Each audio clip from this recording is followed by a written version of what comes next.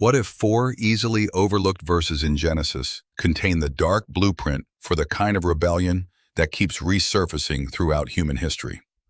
In the entire Bible, Nimrod appears for only four brief verses, almost hidden inside a long genealogical record. Yet from that remarkably short appearance, his shadow seems to stretch far beyond the few lines that introduce him. His name is Nimrod, and he remains one of the most misunderstood figures found in the ancient biblical story. Popular culture often reduces him to little more than a fearless hunter or legendary hero from the distant past.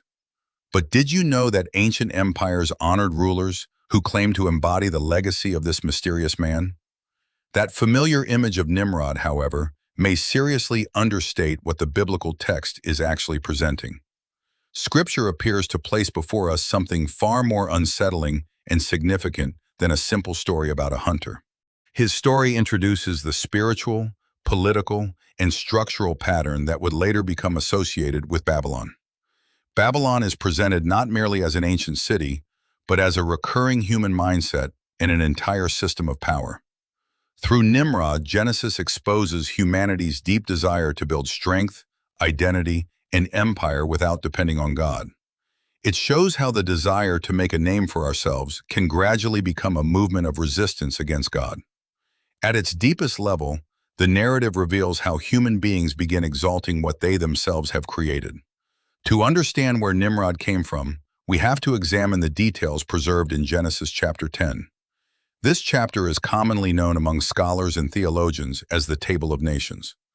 To many readers, it initially feels like a dry procession of ancient names that can be skimmed without much thought. The chapter traces the descendants of Noah's three sons as humanity spreads outward after the flood. Shem, Ham, and Japheth are carefully listed as the post-flood world begins taking recognizable shape. At first, the chapter can look like little more than an ancient record of families and generations. So why would the writer suddenly interrupt that steady rhythm just to focus attention on one particular man? Hidden among those names are the beginnings, destinies, and spiritual trajectories of nations that will matter later. In the middle of Ham's family line, the narrative draws attention to a connection carrying the weight of an ancestral curse. Without warning, the biblical writer breaks the predictable pattern that has governed the genealogy up to this point. Instead of simply adding another name, the text pauses and gives one individual an unusually detailed introduction. Genesis chapter 10, verses 8 through 10, therefore functions like an intentional spotlight placed directly on Nimrod. When Scripture interrupts its own literary pattern, the interruption itself tells the reader that something deserves attention. Whatever is being emphasized here clearly matters more to the unfolding story than the surrounding names alone. The text says that Cush fathered Nimrod, who then became a mighty man upon the earth. With that single statement, the Bible formally introduces one of its most mysterious and influential ancient rulers. The Hebrew word translated as mighty man in this passage is the term Gibbor. That word carries far more cultural, political, and theological weight than a casual English reading might suggest. Gibbor does not merely describe someone with unusual muscles, athletic ability, or impressive physical strength. It can describe a warrior, champion, hero, or powerful ruler whose reputation dominates the world around him. Much later, the same Hebrew word is used in connection with the Philistine champion, Goliath. It describes men who command attention because of extraordinary power, military strength, and public influence. But what if the kind of strength people admire can also become the very thing that corrupts the one who possesses it? From the moment he appears, Nimrod begins to represent the self-made strongman who rises through his own power. The passage then describes him with another striking title, calling him a mighty hunter before the Lord. His reputation apparently became so famous that people repeated his name in the form of an ancient proverb. In the ancient Near East, however, the image of a hunter carried far more political meaning than it does today. A celebrated hunter could be portrayed as a protector who subdued danger and made civilization possible. By defeating wild animals, such a ruler symbolically created safety for cities, settlements, and organized human life. Mesopotamian kings often portrayed themselves in royal imagery as powerful hunters mastering dangerous beasts. The image functioned politically, presenting the king as the man capable of bringing order out of chaos.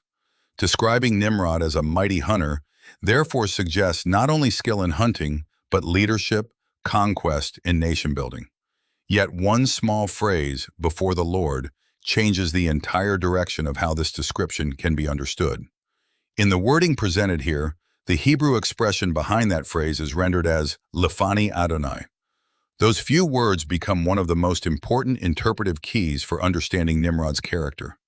The expression can simply mean standing in God's presence, but the argument here sees a sharper possibility. In some contexts, Lefani can carry the sense of standing before an authority in resistance or opposition. So could a phrase often read as honorable actually be pointing toward confrontation with heaven? Ancient Jewish traditions, including the Targums and Talmud, interpreted Nimrod's posture as one of defiance. In those traditions, he was not remembered as a faithful champion, but as a rebel setting himself against Yahweh. From that perspective, his hunting was not merely about wild animals, but about bringing people under his power. His deeper project became the gathering of vulnerable people beneath a centralized system of human authority. What emerged was a structure built on human strength and positioned in opposition to the will of God. Verse 10 immediately gives that idea political form by describing the beginning of Nimrod's kingdom.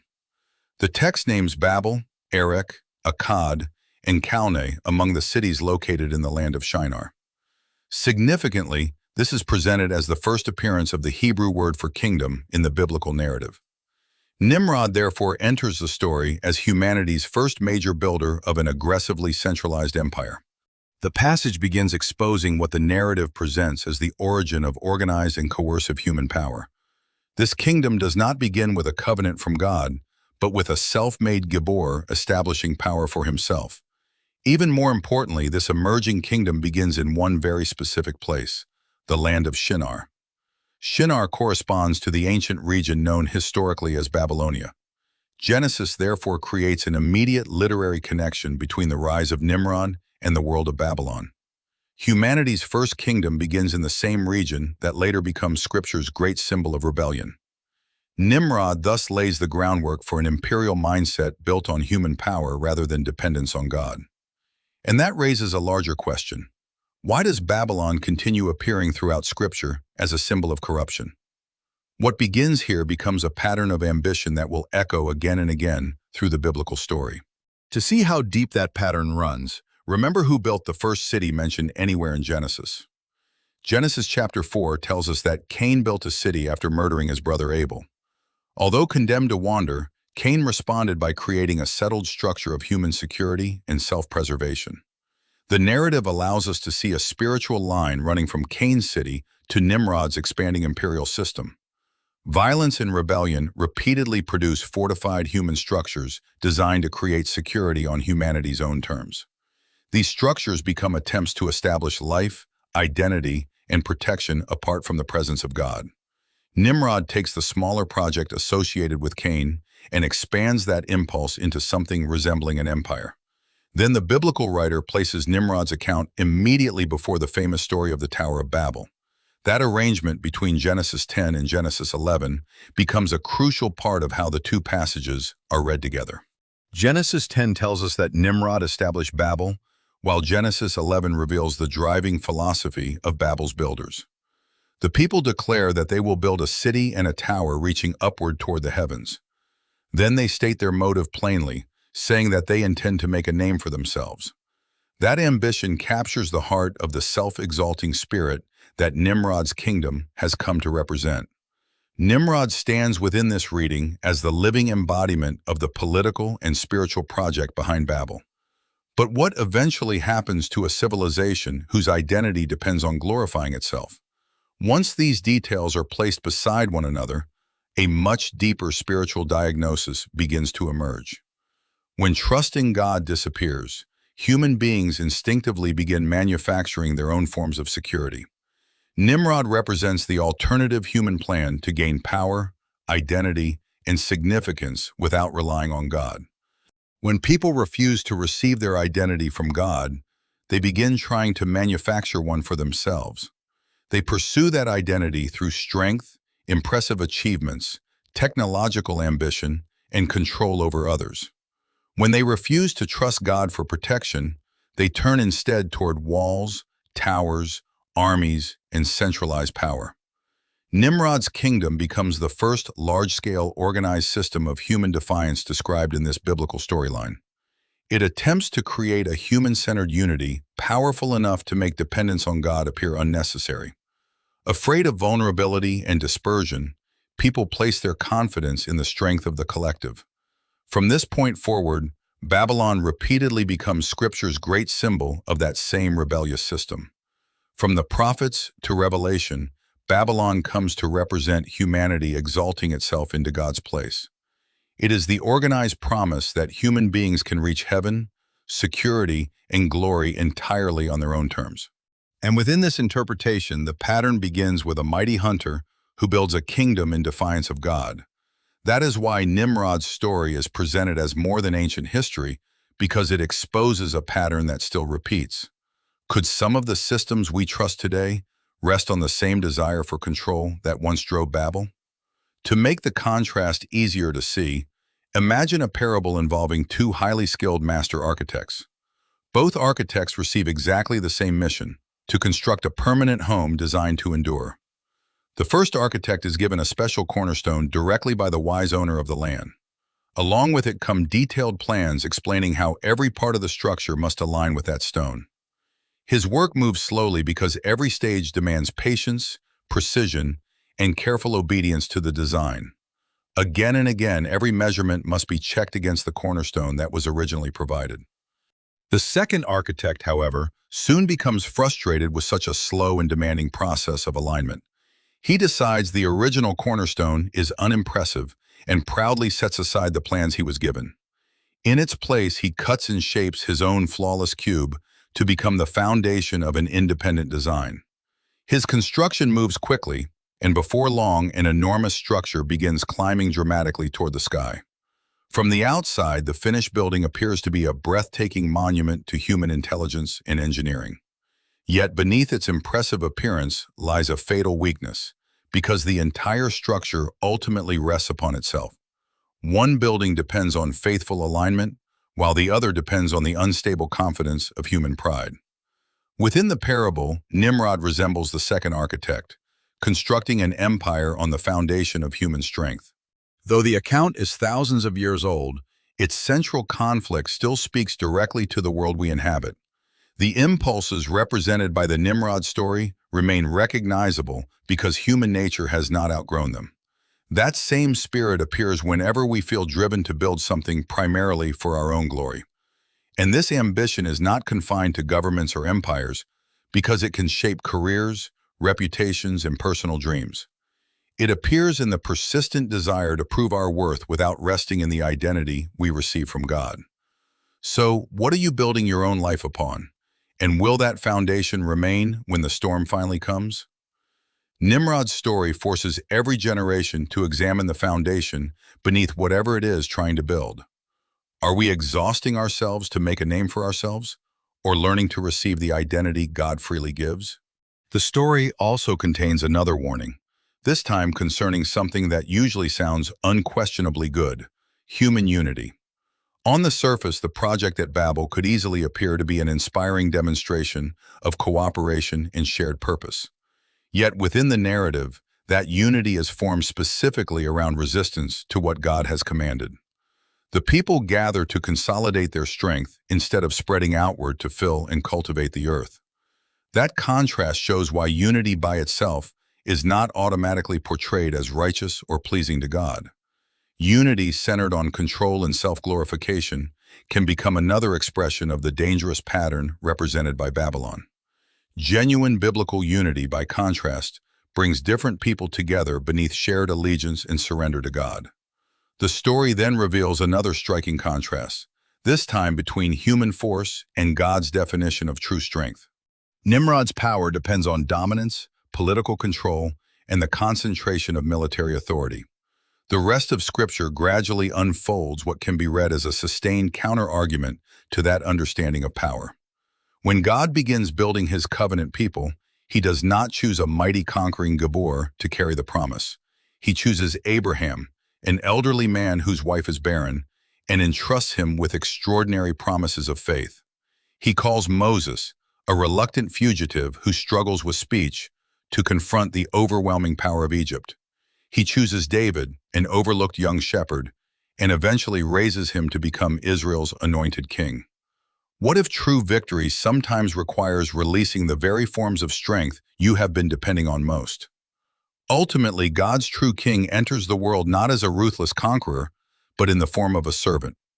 God's kingdom is established not through human domination, but through the radically different power of sacrificial love. Genesis 10 therefore presses us to examine where we are placing our deepest sense of safety and security. Do we trust our own ability to control circumstances, defend our position, and preserve our importance? Or do we trust the God whose strength is revealed through humility and self-giving love? Nimrod disappears from the biblical text after only a few verses, yet the pattern associated with him remains. His legacy becomes the recurring human decision to choose autonomy instead of dependence upon God. It is the tragic impulse to build towers because vulnerability, weakness, and dispersion feel too frightening to endure. Yet Scripture continually directs our attention toward an entirely different kind of kingdom. It reveals a king who does not construct an earthly empire for the sake of his own reputation. Instead, he humbles himself and takes the lowly position of a compassionate servant. Rather than gathering power in order to control others, he willingly gives his life for them. His foundation is not human domination, but the enduring cornerstone of grace and truth. And that contrast leaves every reader facing the central choice raised by Nimrod's ancient story. We must choose between Babylon's self-reliant strength and the humble trust represented by the cross. Reading Genesis 10 this way can transform how we understand the larger movement of the biblical story. It reminds us that even a few lines inside a genealogy can carry remarkable theological and historical significance. Small details embedded within Scripture can reveal conflicts that continue unfolding across the broader human story. Recognizing the pattern represented by Nimrod can help believers discern similar impulses when they appear today. So which foundation are you choosing through the ordinary decisions you are making right now?